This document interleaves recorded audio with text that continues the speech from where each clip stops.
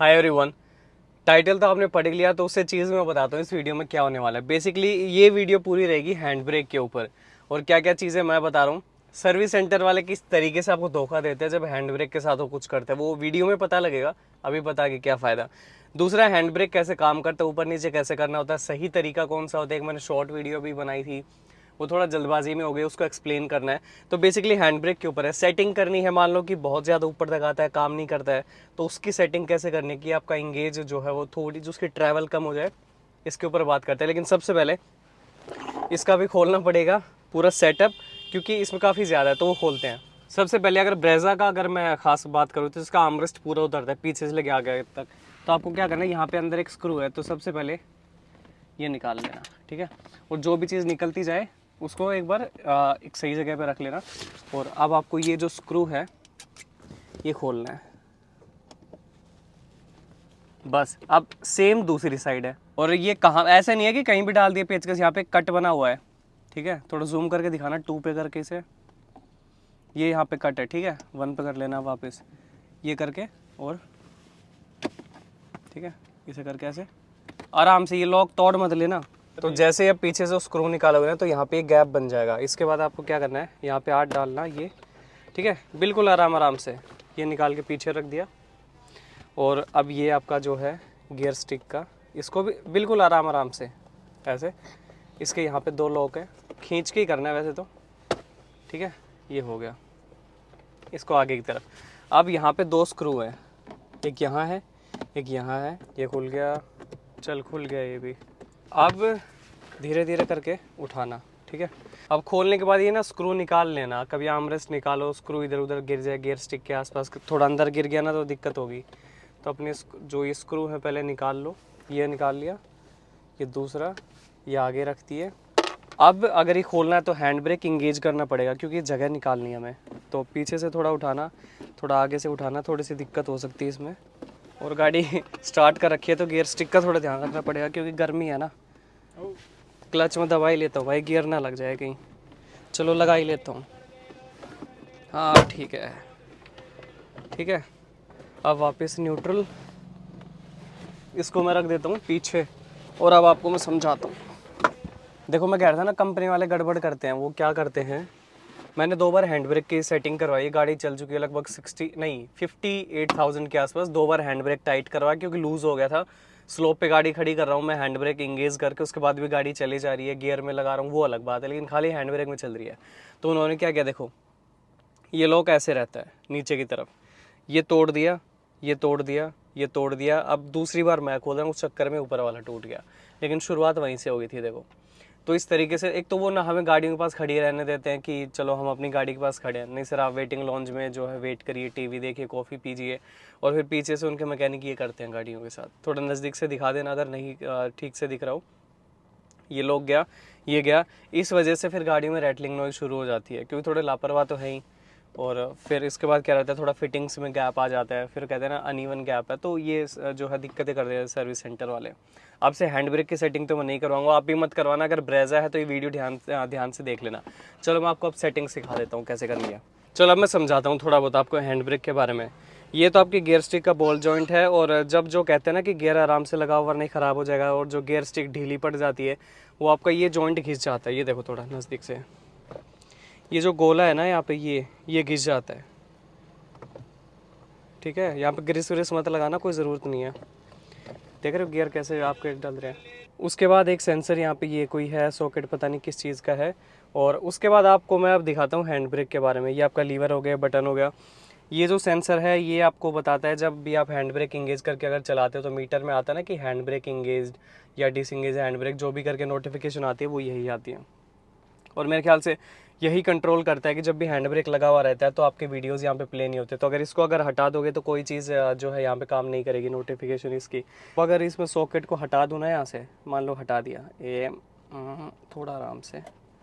अब यहाँ पे कोई हैंड ब्रेक, जैसे कोई मीटर में कोई नोटिफिकेशन, कोई टच स्क्रीन, तो गाड़ी चलेगी तब आता है। और यहाँ पे अब कुछ भी नहीं है। तो मेरे ख्याल से अब आप टच स्क्रीन में वीडियोस भी चला सकते हो, लेकिन आई हाईली रिकमेंड कि मत करना चलती गाड़ी में टच स्क्रीन, ये सॉकेट हटाने के मत करना।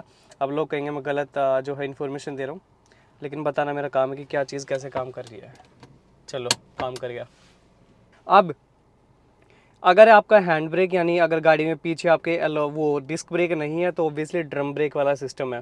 तो ये आपके दो वायर हैं, ये पीछे वाले राइट व्हील की, ये पीछे वाले लेफ्ट व्हील की। इन दोनों को ये वायर कंट्रोल करती है, दोनों का एक बन गया। चलो मैं दिखा देता हूँ, ठीक है। देख रहे हो, ये वायर खींचती है। अब बताता हूँ अगली चीज़ कि कैसे क्या सारी चीज़ें काम करती है, उसके बारे में अब बात करते हैं। कि अगर जैसे ट्रैवल, मैंने तो कल खैर इसका सेट कर दिया, आपको मैं शुरू से करके दिखा देता हूँ। हैंड ब्रेक अपना नीचे करके एकदम नीचे कर दिया। अब 10 नंबर का कोई भी मतलब अपना स्पैनर ले लो, टी सॉकेट, रेंच, कुछ भी ले लो। यहाँ पे एक नट है, इसको अगर आप घुमाते हो क्लॉकवाइज यानी कि राइट साइड, पीछे से अगर देखोगे तो राइट साइड यानी क्लॉकवाइज, तो आपके हैंड ब्रेक की ट्रैवल कम होती है। अब वो ज़्यादा अच्छे से काम करेगा। ये देखो थोड़ा उठ रहा है। लेकिन अगर इसे घुमाओगे एंटी क्लॉकवाइज यानी कि लेफ्ट हो गया, ठीक है। चलो और करके दिखा देता हूँ। ये आपकी वायर लूज़ पड़ना शुरू हो जाएंगी। अब ट्रैवल बढ़ गई। अब इसे अगर मैं थोड़ा सा और कर दूं तो और बढ़ जाएगी, लेकिन आपको ज़्यादा लूज़ भी नहीं करना है। काफ़ी बार होता है ना, बहुत ऊपर उठने लग जाता है। चलो कर दिया, ये देख रहे हो स्लैक वो हो गया ना थोड़ा लूज़, अब हो गया। लेकिन मुझे इतना सूट नहीं करता है तो मैं इसे टाइट कर रहा हूँ। हालांकि इस चीज़ का भी ध्यान रखना कि इसको एकदम एक्सट्रीम यानी एकदम खींच के टाइट मत कर देना, वरना आपकी गाड़ी के जो ब्रेक पैड्स है वो ड्रम पे चिपक जाएंगे और बिल्कुल भी जो आपका गैप नहीं रहेगा। तो अभी भी थोड़ा ज़्यादा है, तो मैं थोड़ा सा इसे और टाइट कर देता हूँ। देखो, हैंड ब्रेक इंगेज करने के दो तरीके होते हैं। या तो आप हैंड ब्रेक को ऊपर उठाते हो बिना बटन दबाए, ठीक है, उठा दिया। दूसरा तरीका क्या होता है, बटन दबाकर फिर उठाते हो। तो दोनों ही तरीके क्या फ़र्क है, सही है गलत है, वो मैं बता रहा हूँ। और नीचे करने का तो तरीका यही होता है, ऊपर उठा लिया, बटन दबाया, नीचे कर दिया, दैट्स इट। अब ये जो ऊपर आप करते हो बटन दबाकर या फिर बिना बटन दबाकर, ये जो आवाज़ आती है किस वजह से आती है वो मैं बताता हूँ। चलो मैं आपको एक डेमो करके दिखाता हूँ। अब देखो, हैंड ब्रेक का कॉम्प्लेक्स सिस्टम है थोड़ा। मैंने सोचा कि मैं आपको दिखाऊंगा थोड़ा नज़दीक से, लेकिन जो टीथ है, गियर है, नहीं दिखाई दे रहा सिस्टम। सोचा कि ऑल्टो पे कर लेता हूँ, लेकिन वो भी पॉसिबल नहीं हो पाया क्योंकि टिल्लू वाले में ना यहाँ पे आर्मरेस्ट लगा, उसको खोलने में काफ़ी झंझट था और इसमें समझ में नहीं आ रहा, बहुत कॉम्प्लेक्स सिस्टम है, कैमरा में नहीं दिखा पाऊंगा। तो उसका मैं एक तरीका बताता हूँ। इसके ऊपर मैंने एक शॉर्ट वीडियो अभी डाली है, जल्दबाजी में थोड़ा इधर उधर हो गया है, नहीं एक्सप्लेन कर पाया ठीक से, सोचा अच्छे तरीके से बता देता हूँ। तो मैं गियर की शेप अपनी जो है उंगलियों से बना लेता हूँ, ठीक है। अच्छे से तो नहीं बन पाएगी, लेकिन एक बना लेते हैं। जो आप बटन दबाकर उठाते हो ना, वो बटन एक गियर है, जैसे वो दांते होते हैं ना, गियर मान लो, कुछ भी आप कहते हो, खांचे बने होते हैं। तो मैं बताता हूँ। और आपका जो बटन दबाते हो ना, ये एक अलग से टूथ इनमें जाकर अटकता है, वो आवाज़ करता है जब भी वो अटकता है। तो जब आप बिना बटन दबाए ऊपर उठाते हो तो चलो ऐसे आप क्लियर, हाँ, बिना बटन दबाए वो बटन क्या करता है, हैंड ब्रेक को रोक के रखता है। और अलग अलग खांचों में आवाज आई, रुका, फिर आग, ठीक है। जब भी वो आपका जो बटन आप दबाते हो, वो अलग से एक टूथ होता है, एक स्टिक है, वो इस टीथ के बीच में जाके रुकती है। फिर से बताता हूँ, बिना बटन दबाए, ठीक है, यहाँ अटका, फिर यहाँ, फिर यहाँ, फिर यहाँ। जब भी वो अटकता है वो आवाज़ करता है। बटन का रोल यही है, आपके हैंड ब्रेक को वहीं के वहीं रोक के रखता है। अब अब ये उठाएगा, बटन दबाकर हैंड ब्रेक को ऊपर उठाएगा, ठीक है, उठा दिया।